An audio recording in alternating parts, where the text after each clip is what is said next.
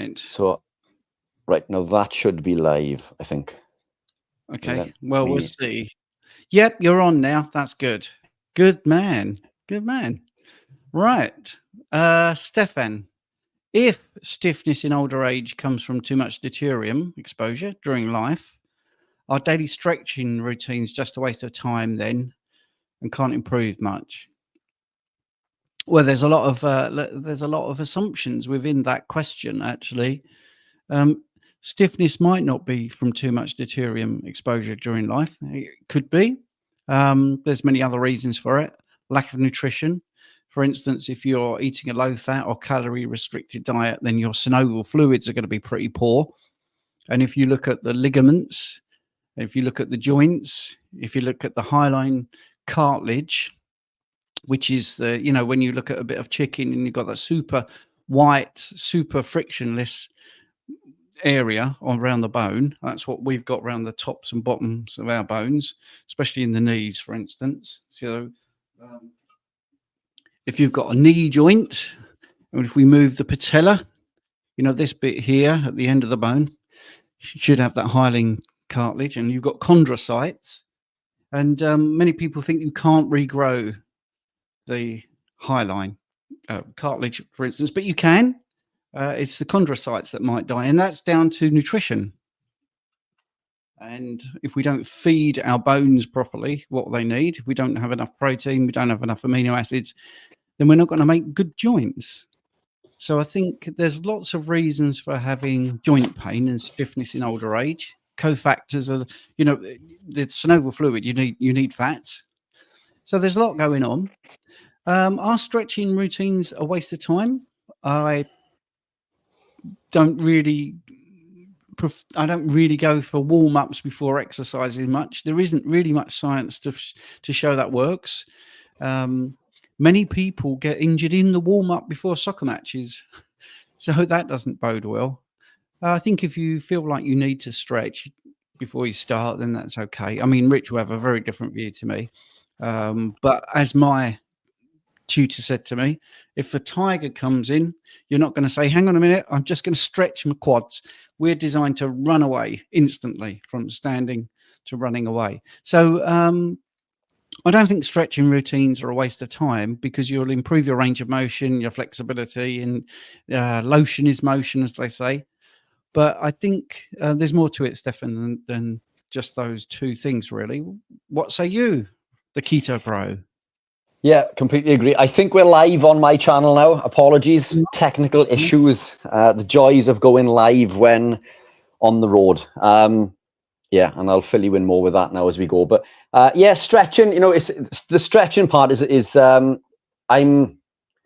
torn, because I think if you are going to stretch for power, then you reduce the elasticity of that muscle, and that power is removed. If I don't stretch, but by stretching I mean dynamic type of stretching, or maybe the movement in which that I'm going to be performing. So if I'm going to be running, then I will warm up by doing a slow run, a jog. I'll do that with bursts of faster work, and I do find that helps perform, and it does help and allow me to heal and repair and prevent injury. But I'm not a big fan in the standard metric of stretching per se. But it's yeah, it's very much a torn one for me. I understand that stretching for power is going to be a detriment, but if I don't flex those muscles before I do that race, or compete, then yeah, I'm in trouble for a little while after. Yeah, cool. Okay. You were going to tell me something then. You said we'll get into that a bit later. So what was the problem then? So I'm away. I'm in Exeter. I have been supporting a friend of mine competing in a men's physique bodybuilding competition. Yeah, I've been away from the arena for, as you guys know, over 2 years. So it was nice coming back and seeing it all. But yeah, this is where I am. I don't think we didn't get the result that we were hoping for. But my friend Johnny, he's not ketogenic or carnivore, by the way. Not that that's got anything to do with his performance, because his condition and aesthetics and pose, everything was spot on. But the class of competitor was incredibly high. But yeah, I'm away. So that's the long and the short. So I'm in the hotel room. I've got my phone propped. I wish I could take a picture to show you. I've got my phone propped up inside a cup, stuffed with tissue, with 3 towels behind it to try to hold it up. But we got there in the end. Right, brilliant. That's brilliant. Right, Phil. Yeah, just retype your question, by the way, because you said added a question before the start, but it's gone now. Stefan has a follow-up question. Very pale stools mean a lack of bile, right? But doesn't undigested fat rather lead to loose stools by over lubricating and not pale ones? Again, that's sort of 2 different things we're talking about there. If you've got pale stools, yes, you're right, could be a lack of bile, but it could be just an obstruction in the biliary system, for instance. And yes, bile does give poop its brown sort of color. But if you've got undigested fat, that's a very different thing. You're talking about fat now, not bile. And they're 2 different things. Bile is used to emulsify fats. So if you eat fats and there's not enough bile, you might have undigested fat. So that is a different thing that will show up. And that leads to loose stools as well by over lubricating, but not pale ones. So you could still have plenty of bile to give your stool a brown color, but not enough to emulsify the fats. That's the thing. So it's all about how much can you produce and how effective is it. Also, what happens before it gets into your stomach. So if you've got mechanical digestion, that is really good. So you can break down stuff and make it really easy in your stomach. Then your stomach acid breaks down more of the amino acids, and once you get into the small intestine, or the duodenum, duodenum, I think they call it in America. So what happens? You get those little squirts of bile to break down the fats. But you also get bile going into the system for other reasons. I mean, it helps with stomach emptying, and it helps with cleaning out the small intestine as well. So bile is not just for fats, it's for other things as well. So yeah, I think there might be a question there. Maybe you've got the symptoms. If you've got pale stools, that could be a lack of bile, like I say. What did you want to say, Rich? No, I just agree with what you say. And the other thing as well is it could be the opposite, an overproduction of bile, because bile is generally reabsorbed in the small intestine, and it can cause issues when it isn't and ends up in the large intestine. So it could be one of 2 ends of the scale. Yes. Usually found, it could be, it's usually found with people gravitating towards the lifestyle, but I should imagine it's the opposite if Stefan is a seasoned ketonian or carnivore, animal-based way of living eater. So yeah, 2 opposite ends of the scale. Yeah. Right. We've got Phil Richardson. Is Stephen's voice going to be sore after watching the soccer? Right. What a great question. Yeah, I did watch Liverpool today. Soccer, by the way. We're both in the UK. We could say football.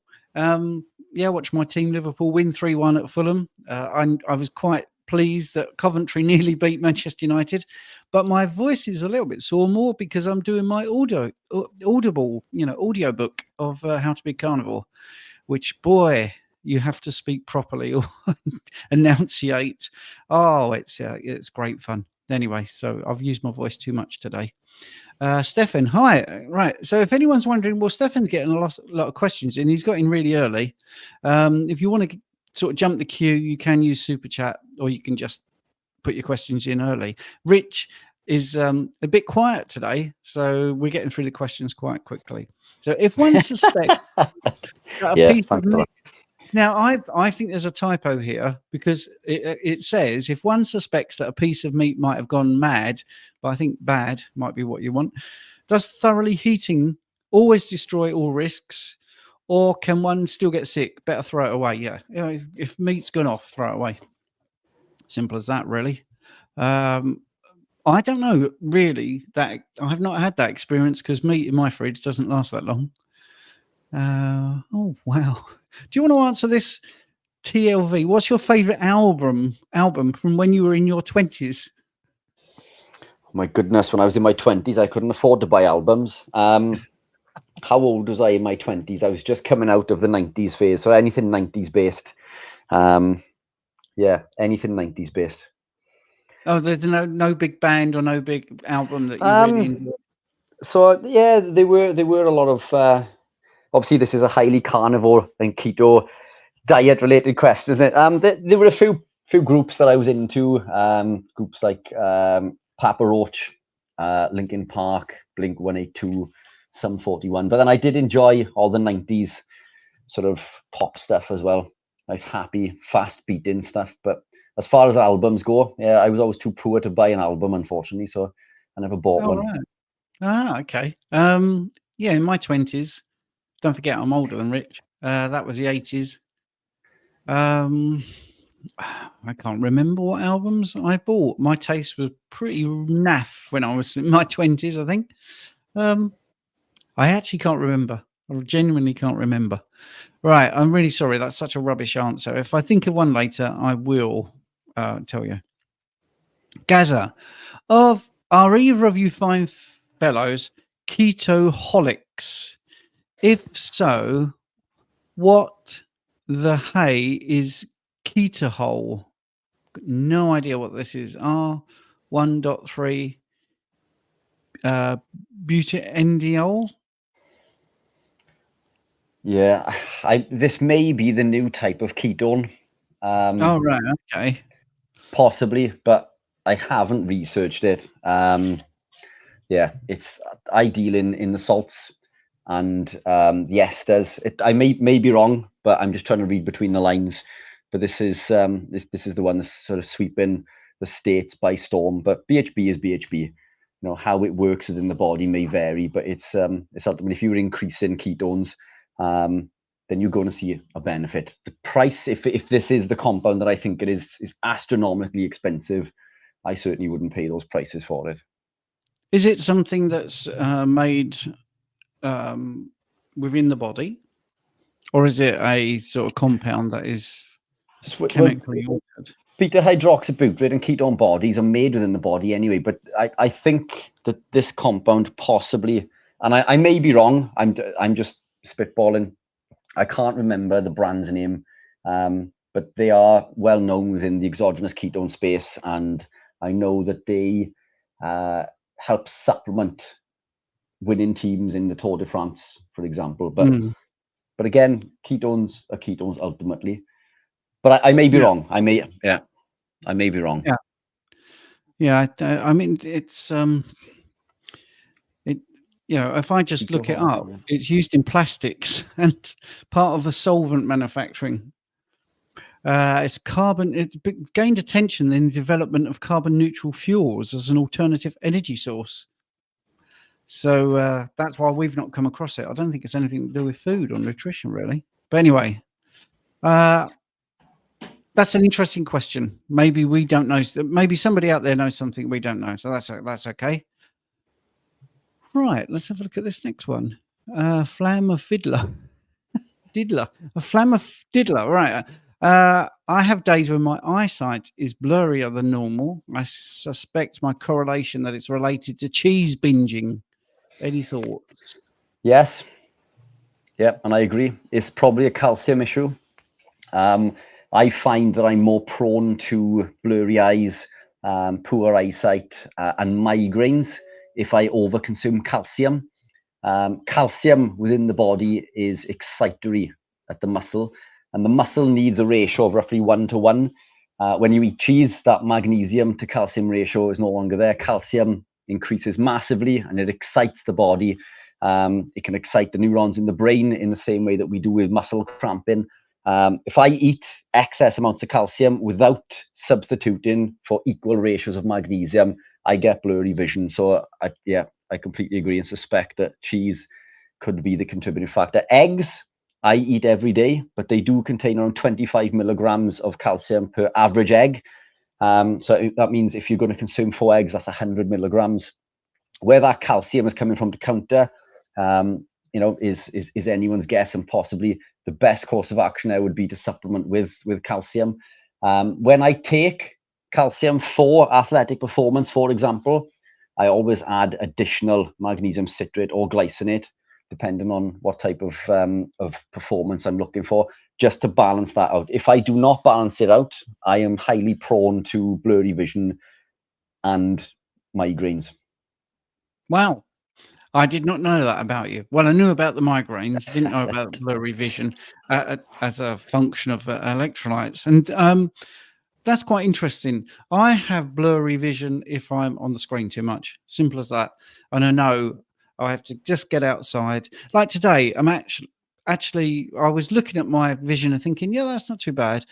And I've had the camera on, and I've had my dialogue here, and I've been recording my audiobook, and it was a lot of concentration because you can't mess up when you're doing an audiobook.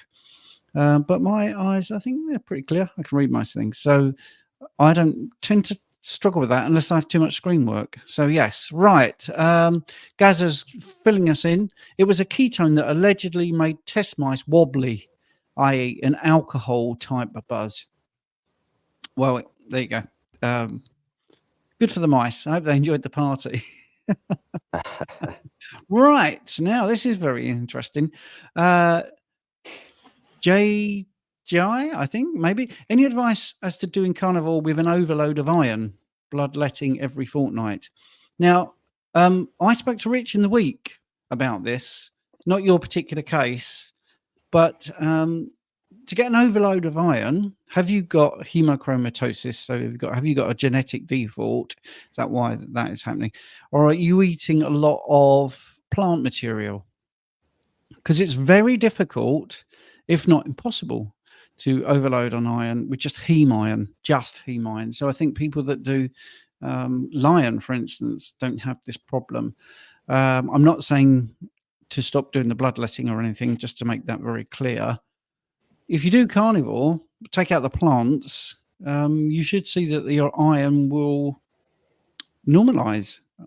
And I think the good thing would be to get a complete blood panel. So your total iron binding capacity and all your ferritin and transferrin and saturation, everything, serum iron, just get everything you can. And, good luck with that. I think, have you got thoughts on this, Rich? Yeah, after you mentioned that, I began doing some digging. It is incredibly difficult for the body to overload on heme iron. Supplementation, plant compounds, although the argument would be if you are getting it from a plant compound, obviously the first protocol is to maybe remove that, but adding calcium could confer a benefit in regards to reducing that iron also. But again, we don't want to overconsume calcium, particularly from a supplement form. So this is a perfect case of individuality. Everyone is different. Excess calcium is detrimental to me. But for somebody in this case, maybe consuming more calcium may confer that benefit. Yeah. And there's nothing wrong with bloodletting, by the way. I mean, it's I'm a phlebotomist, so I used to have people doing that to reduce their iron. Mainly men, because obviously women have a period, so that tends to help with iron. Richard, any feedback from your new plain electrolytes? Do people like them? Unflavored. Unflavored electrolytes. So we've only just released the unflavored. I've had a couple of people come back to me saying that they're not as bad as I was expecting, which has got to be a good thing. Look, the reason that I do a flavored version is because salt in water tastes like seawater. This is what drinking the unflavored is going to be like, and even more so because the astaxanthin, which is the compound that comes from salmon, for example, it overemphasizes that sea salt effect. It tastes like the seaside. It tastes fishy. It's not the most pleasant thing to drink. But this is a product that you guys have asked me for because you don't want to consume stevia. So when I do the flavored, all the flavors are natural. Somebody asked me on Facebook recently, natural flavors don't mean that it's natural. And you're right, it doesn't. Because if a compound is synthetically identical, you can by law say that it is natural when it is not. But you're governed by specific guidelines in regards to the terminology that you can use on products. All of my ingredients are natural. They're not synthetic. The orange comes from orange. The lemon comes from lemon. The cherry berry comes from a fruit called a strawberry cherry. But it doesn't taste like a strawberry. It doesn't taste like a cherry. That's why we've gone with cherry berry. And then we've added the stevia to add a sweet taste because, and if you go onto Amazon, the biggest complaint I have with the electrolytes is that it tastes salty. Well, they are beeping electrolytes. You know, they are salts. What do you expect them to taste like? So we've added this sweet flavor in order to curb that saltiness. And in most cases, you know, it's well accepted. If all you need to do if they're too strong is dilute them further. And it's as simple as that with the flavored. The unflavored do not contain any of those compounds, not even vitamin C. We've even taken vitamin C out. So they contain all of the same ingredients other than the flavors and stevia and vitamin C. And they're actually higher, because we've taken these out, they're higher in iodine as well. So iodine, selenium, molybdenum, astaxanthin, the sodium, potassium, no calcium, and magnesium. Fantastic product for the strict carnivore. They are spot on, but they do taste like salt water, you know. So if you are the type of person not to enjoy drinking salt water, do not buy them and leave me a bad review saying they taste like salt water. They the thing with Amazon, so and I always preference people buy from the website because I don't make much money on Amazon. They take such a large percentage, but you need to be on there for brand awareness. I understand, you know, the availability next day with Prime and things, but the thing with Amazon is when people leave a comment, I can't go back on and address that comment. So they may say tastes full of chemicals. There's not one artificial chemical within my product. They're all completely natural, but I can't go back and say that. I'm not allowed to comment. I can't even report that because it tastes like is an opinion. If somebody said it was, then I could go back and report it. But the amount of negative reviews that I've had on the electrolytes recently for either tasting too salty or too sweet, and I can't hit that middle ground. And my biggest fear with these unflavored is that they taste like seawater. So if you can't drink salt in water, then they are not for you. But they are designed for level 5. The level 5 carnivore, the person that does not want any plant compounds within. This is the perfect carnivore electrolyte. If you were level 5, then these are for you. You know, if you were not, then maybe don't try them. Or try them and let me know what you think, but don't leave me a bad review. So level 5 is ultimate carnivore, is it? Yeah. So this is a friend of mine, Mikey, the athlete, the Ironman athlete that I train with on Wednesdays. Whenever we talk, because we give information out very often that is, it goes against a piece of information that we've given out the day prior. And an example for this is, you know, can I eat nuts on keto, for example? Or let's go carnivore. Let's go carnivore. Yeah. You know, can I eat sliced meats on carnivore? And well, you know, you can, but it doesn't mean that they're best for you. They may contain fillers and binders. You know, so not consuming them would be level 5, but they're still meats. You can consume them. Coming back to the keto argument, can I eat nuts and tomatoes? Well, yes, you can. But then in the next breath, I'm telling people that they shouldn't be eating these compounds because of the phytic acid, the lectins, the cyanogenic glycosides. It's all to do with where you are on your journey. These compounds are all okay if you are at the beginning of your journey or midway down your journey. The deeper you gravitate, the higher the level. And level 5 is the creme de la creme. This is why for you and I, you know, we would be incredibly strict. But these compounds are okay for someone to consume if they are not being as strict as we are. And that's the category that those electrolytes fall into. Right. Cool. Andrew Scarborough, the gentleman, talking about that ketone. It's a metabolic precursor to BHB and a promising agent for cancer research. So we need to do a bit of our homework on that one, really. But the thing is, I just actually take this question off for a second and just make sure that people realize we don't BS. If we don't know, we say. And I'm quite happy to say I've just had to look this up. But I will say, if either of us are in that situation, we will research it. We won't just firstly bluff our way through, and secondly, we will research it, and we'll research it with an open mind. So we now know it's a promising agent for cancer research, and it makes mice go wobbly. So an interesting compound. Right, Wendy Armstrong. Do you think shellfish are important for DHA? That's omega-3 fatty acid, by the way. I don't feel I perhaps eat enough of these, talking about fish and shellfish, and would welcome your thoughts. Well, you can get DHA from grass-fed beef, to be honest. I mean, you can get it from meats as well, not just beef. So do you get enough? I don't know, but I don't know your portions and stuff like that. Also, I would say be careful of testing, because if you get some testing done, your results will often come back and it will be in relation to saturated fat that's in your system. And therefore, if you're carnivore, your DHA reading might not be as optimal as you'd like. But that's because it's based on a false premise at the beginning. And I'm actually talking to a lab about this very thing right now to get this cleared up, because it's not an absolute level, you see, it's a ratio. And if you assume that saturated fat from animal proteins is a bad thing, you're going to get a bad score on your DHA. So you might, I'm saying this because I don't know you, Wendy, but this might have prompted your question. If you had a test that says your DHA is low, then they're basing it on somebody eating 60% carbohydrates, not eating much animals, saturated fat, and they're looking at ratios. So just be wary. But I would say you can get it from meats, you can get it from grass-fed beef, definitely.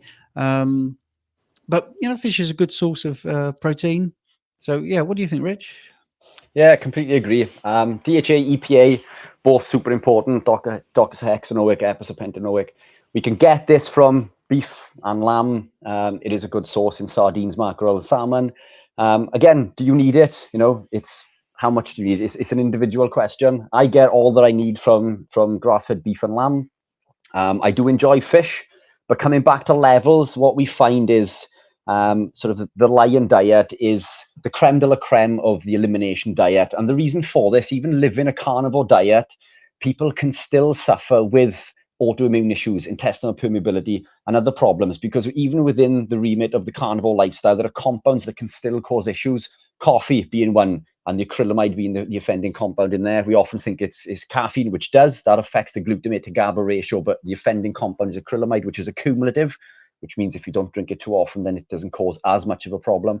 And then we've got shellfish. That's a known contributing factor to some people. Some people can't cope with eggs because of, my goodness, what is it? The ovomucoid, which is a trypsin inhibitor. Some people can't cope with the higher content of the linoleic acid in pork. Pork sits around 20% compared to 2% from beef. Again, there's an argument there in regards to whether it's actually oxidized, because if it's fresh, technically it shouldn't be oxidized. But there's so many things within the carnivore space that can still cause problems. And shellfish is one of the biggest contributors. So I think if you are looking to increase DHA, I wouldn't do it through supplement form, because even omega-3s can oxidize. So we blame omega-6s, the linoleic acid. All oils oxidize over time and incredibly quickly within hours. Testing on cod liver oil and EPA and DHA supplements have shown that in as little as 6 hours, these can become highly oxidized, and therefore they're not contributing as much to the benefit in regards to why you're taking that compound. Always eat fresh. Tinned is also fine, as long as it is kept in brine, spring water, or olive oil. And even then, I would preference against the olive oil. And we can get deeper into that later if you like. But the best source is mackerel, sardines, and then salmon. And then, yeah, those are my top three. And sardines would probably be my preference personally. They're slightly less fishy than mackerel, but still a fantastic source. Okay. I'm just going to put this question up, and I'm going to do a share screen, and then we've got an exercise question from Lydia. But I just wanted to quickly do this one. Fit Summer. Hi. How do I know how much fat I have in my meat if I'm doing this right as a percentage? Thanks for the program. I'm a great fan from Barcelona. Well, one of the things I'm just going to share screen, if that's all right with Richard, for the meal plan I offer, but I will just show you. One of the things I've been talking about is doing a reverse engineering meals. So, for instance, I've got a few people WhatsApping me, sending me what they're eating in quantities, and for a small fee, I will analyze their meals and tell them what their fat percentage is. So, you've got it here as an absolute amount in grams for their meals. And you've also got all the other things here. You've got vitamin A, C, calcium, iron, everything like that, which is great. And then this person is having sort of 2 meals a day and one meal on a Friday night. So there you go. So then you can click onto this button here. You get a link that does all this, you see. So this person's got 60% fat throughout the day, 37% protein, then a higher fat. And the idea of this is to be guided by them. It's a personalized plan. And they have a weight goal of being 135 pounds or less. So it's sort of a maintenance plan. So that's how you could do it. Just thought I'd quickly show you that. Or you can just use an app, which you can put your sometimes you can just scan the barcode and it will tell you how much fat and protein's there. But I think I've just been talking to a few people about this, and they really like it coming from what you eat already and having that breakdown. And also, this is much more. There's much more information on what I do on the program I'm using. So, if you're interested in that, there'll be a link in the description.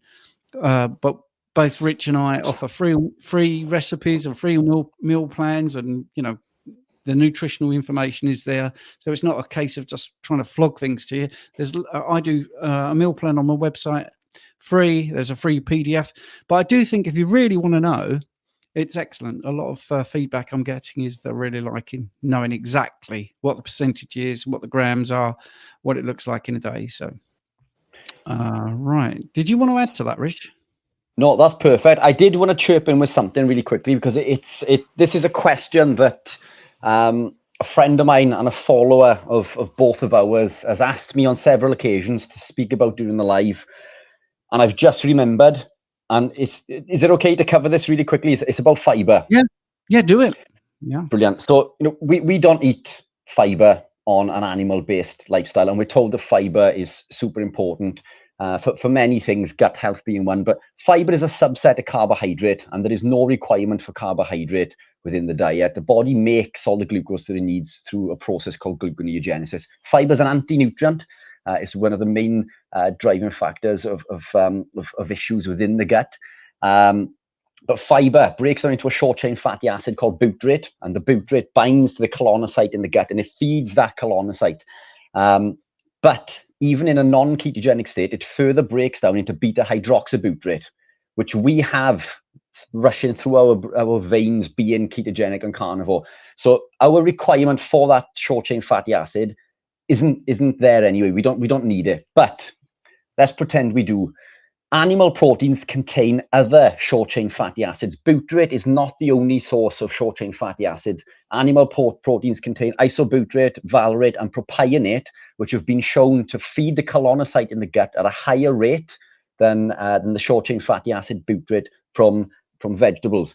So we can get this fiber, if we think of it as animal fiber, from animal proteins.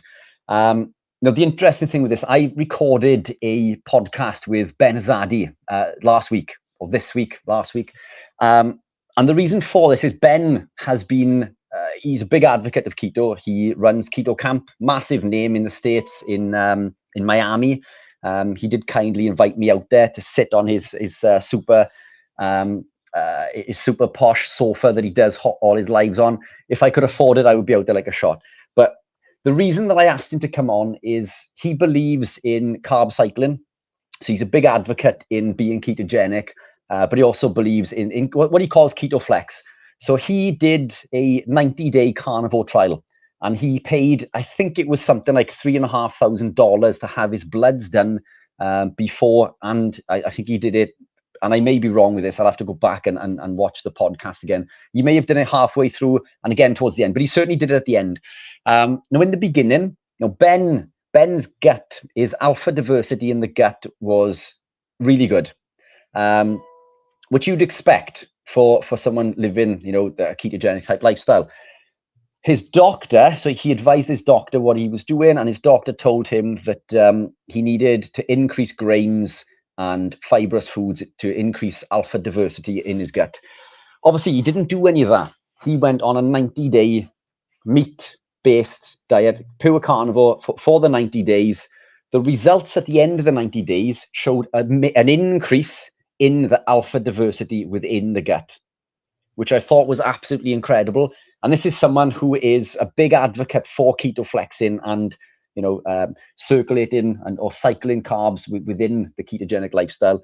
And he was shocked that basically, there may be a better way. We did go into lipid profile also.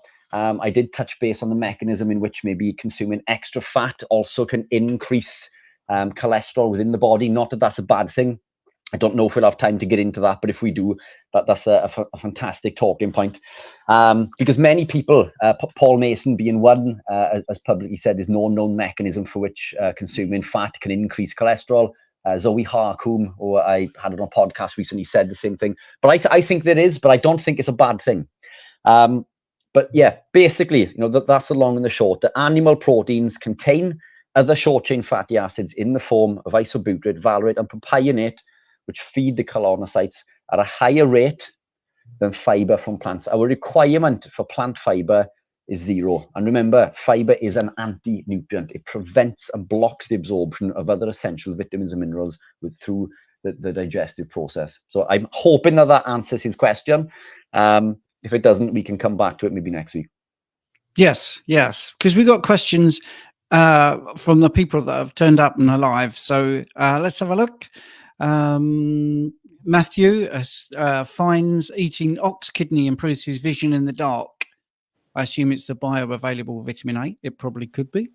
We've got Andrew here. Sometimes people have high ferritin and say they have iron overload, but it could just be an infection and some other issues. Yeah, that's spot on. Definitely. I mean, ferritin is what's called an acute phase reactant, and it shows how clever the body is because it locks up the iron in the ferritin. So you don't have high serum iron, you have high ferritin, but it's locked away so the infection can't live. Simple as that. Andrew, it's not the Andrew Scarborough show, but it's got a very good question for you. Could you not sweeten your electrolytes with glycine? Yes. So I've looked into glycerol, which is also another sweet fat. Glycine. The problem with these compounds is that they contain a lot of mass. So to add the right volume to sweeten that portion basically means that volume becomes twice as much. And therefore, the ratio of the potassium, sodium, and all the other ingredients in there become diluted to the grammage that you're using, which becomes inferior as a product and twice as expensive because it becomes heavier, larger containers, so on and so forth. There's loads of contributing factors. I've looked into added citrulline malate. I'm a massive fan of because of its ability as a potent vasodilator to increase nitric oxide. I'd love to put citrulline malate in there, but it's too bulky. It's physically too big and too heavy, and this is why we've come down to what I believe to be two of the least toxic natural sweeteners, which are erythritol and stevia. And the amount in there is incredibly small also, by the way. That's important to remember. Yes, they're on there, but they're the last ingredient on there. They are the ingredient that is the least in volume, and it's a tiny little bit that we add. Most of the sweetness within the flavor actually comes from the vitamin C and not the stevia itself. Yeah, it's interesting, Rich. My mind is working overtime that there's probably a niche market for the Alchemist Electrolyte Company where people do their own little potions and they understand then that it isn't just a case of put a spoon of that in and take a spoon of that out. But it echoes what's happening in the body, doesn't it? It does there's so much nuance. It's not just a case of necking an extra bit of salt. You do need some water, and then you need some other things. Anyway, let's not get in the weeds. But I find that particularly interesting what you just said. Gaza, I'm using MCT oil for energy and alertness on days when I eat low fat, just chicken, every other day. Works well, but does the MCT reduce harvesting of body fat at all? I could exist without MCT if that's the case.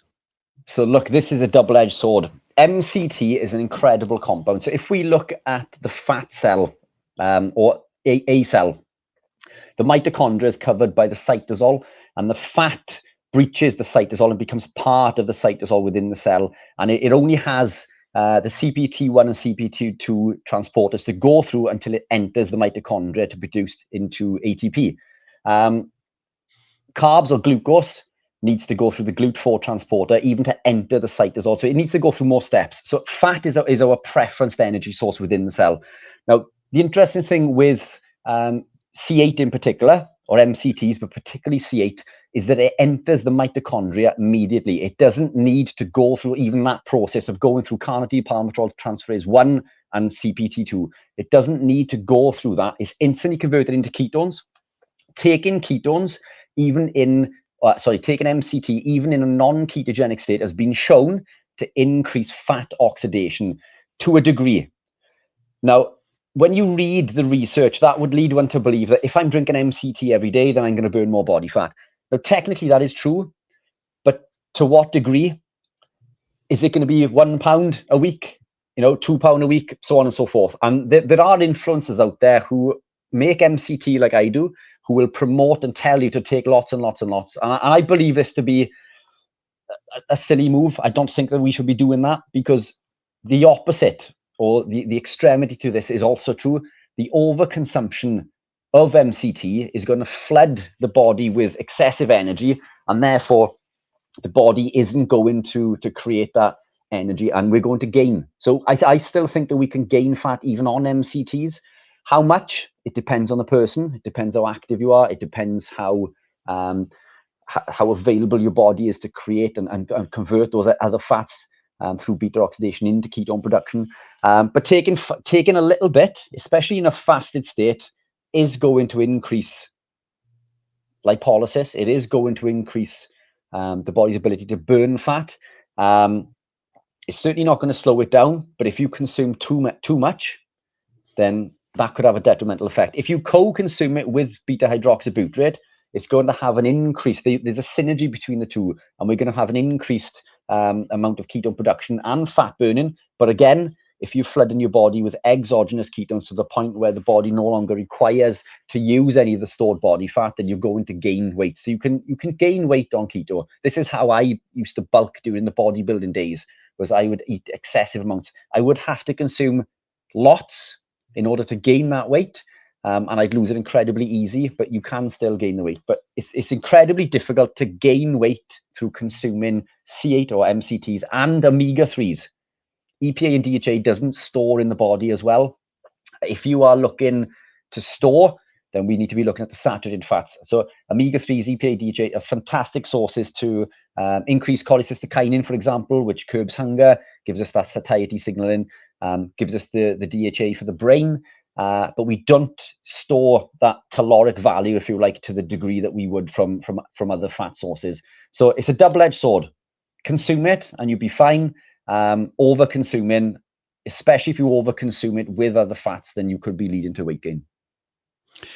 That's brilliant. Now, if you are enjoying this, now last week I mentioned that we've got a thing called the school community, and we had 25 people sign up after it. So I'm just going to share the screen so you can see right now. You see on our school community, people are watching this live stream, this question and answer thing, and here you can join other members who are asking these sort of questions. Rich or myself will always answer, and also there's other members on there putting their 2 pence in, so to speak.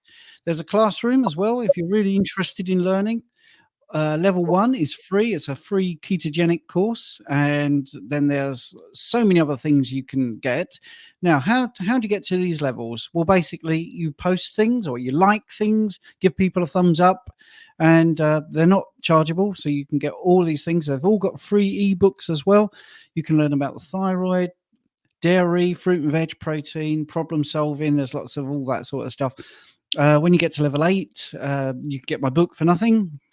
As a freebie, as a thank you for all your activity, How to Be Carnivore, which, like I say, I'm doing the audio book on for Audible at the moment, and Fat Club, or the Healthy Living Club, which is a daily program with over 8 weeks of material every single day. There's a video with myself and Richard and information, and you can jump the queue if you want. It's just £25 a month. So there you go. There's so many things that's happening in the calendar. There shows you all the live streams.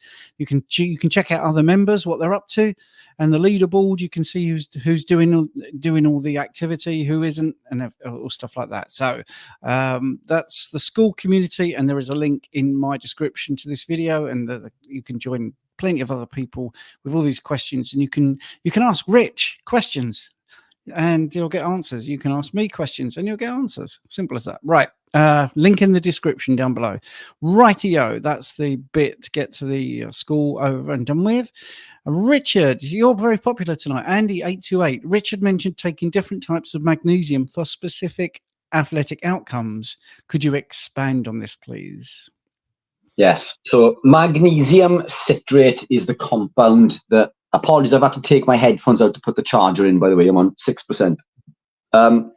Citrate is highly bioavailable, considerably more bioavailable than magnesium oxide, for example. Carries a very low bioavailability. So if we look at supplements on the market that contain lots of magnesium, they're quite often magnesium oxide. It's not to say that it doesn't work, but you do need to take an awful lot more to get the same bang for your buck. So citrate is highly bioavailable.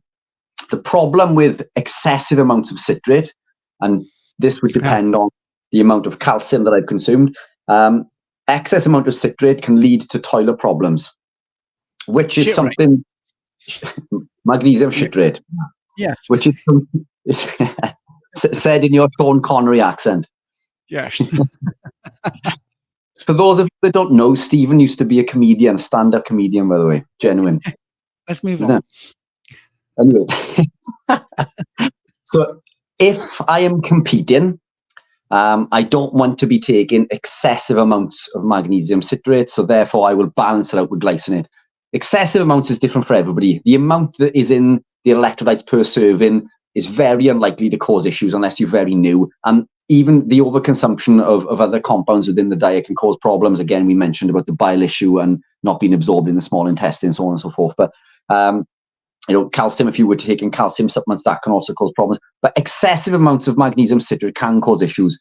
So I would use my electrolytes, for example, or the exogenous ketones that I produce for an event. But if I had to take more calcium, because again, calcium does supply energy to the muscle, but we need it to be in an equal ratio. If I believe that I've maxed out the amount, then I will take magnesium glycinate.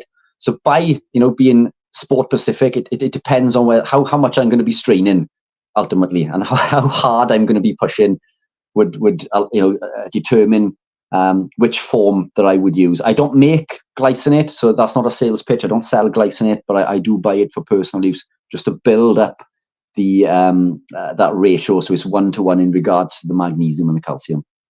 Excellent. We got 5 minutes. Do you think your phone will last? Hope so.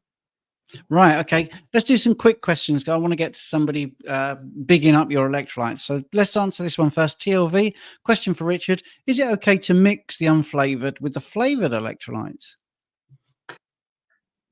Yes. And my initial reaction was, why would you want to? But I can see why now. It's probably to reduce maybe the sweetness in one. Yes, is the simple answer. You can, should you wish to do so. My preference would be just to dilute, the flavored one more. But again, I guess if you're tracking water consumption, then maybe that's not something that you want to do. But yeah, the simple answer is you can use both. Yeah, just a little bit of trivia. The reason there is salt in a McDonald's chocolate shake is to make it less sweet. because they won't reduce the sugar. There you go. So just thought you'd like that. Now we've got two people here bigging up your electrolytes, and I'm going to read them out because I know you feel shy and you don't want the question and answer session to be a selling session. But let's be honest, if it helps people. TLV, never tried electrolytes until I received some from Keto Pro this week, and they've made a big difference to lifelong cramps. So that's really good. And Landa's there. The flavored electrolytes are a godsend, but the orange, lemon, and cherry berry has triggered my craving for carbs. May have to try unflavored with sparkling water. You see, now that's it. You see, this is the market for people that want unflavored. So Landa's is going to be a customer of yours. So that's good. Right. Andrew is saying eat cod liver oil, but I think you've got opinions about cod liver oil, haven't you? Yeah, I think what Andrew means, eat cod liver, as in if you go in to consume cod liver oil, eat cod liver. And the reason I say this is that Andrew and I had we had a deep, in-depth conversation because I think his way of thinking is along ours in regards to the oxidation process. If you want cod liver oil, eat cod liver. Yeah, cod liver, absolutely. I like cod liver. Surprisingly tasty, and you can get it in tins, or as the Americans call it, you can get it canned. Right. Let's have a look. Question here. I think this might be the last one. What are your thoughts on prolonged fasts and any thoughts on how long it takes to dial down your basic metabolic rate? So this will be the last question. At 8 o'clock, Richard's got to go, but I will be on the other platform, which rhymes with apple crumble. So, yeah. What are your thoughts on prolonged fasts and any thoughts on how long it takes to dial down your basic metabolic rate? Look, so in regards to fasting, and I'll be as quick as I can, it's mixed bag. Fasting allows us to put us into a state of autophagy, mitophagy, brown fat activation, lipolysis, and insulin sensitivity, all of which are elicited through just by producing ketones, i.e. being ketogenic. The fact is we don't need to fast. We can elicit all these benefits through not fasting. And that's what keto is. It's a fasted, mimicked state. So we are trying to mimic that state of fasted through eating the fats. But it's environmental. Ketosis is environmental. It's not a diet. I thrive on eating intuitively. If people are to ask me, do I fast? My answer is no. Having said that, I've probably gone maybe 20 hours today without eating. So, technically that's a fasted state, but I eat intuitively. I eat when I'm hungry. If I'm not hungry, I don't eat. The issue with prolonged fasts too often is, especially in women, it can cause hormonal issues, hair loss, skin conditions, so on and so forth. So I'm not a big fan of excessive prolonged fasts in anybody, but particularly women. And I think prolonged fast occasionally is highly beneficial. We can reach max autophagy within 2 or 3 days if we're ketogenic. For a non-ketogenic person, that can take 6 to 7. So we have half the time it takes basically to reach max autophagy. I'm a big fan of implementing it now and again. If you're suffering with cancer, so on and so forth, Andrew Scarborough, big advocate of ketones, increasing ketones, and maybe supplementation of so in order to combat these. But eat intuitively. That's the best advice I can give. Don't force a fast. If you're not hungry, don't eat. Eat when you're hungry. In regards to basal metabolic rate, pick a figure. I mean, it's going to be different for everybody. I should imagine as soon as we correct that insulin resistance, then we're going to see improvements incredibly quickly. But it's going to be different for everybody. But think of this as this is a lifestyle.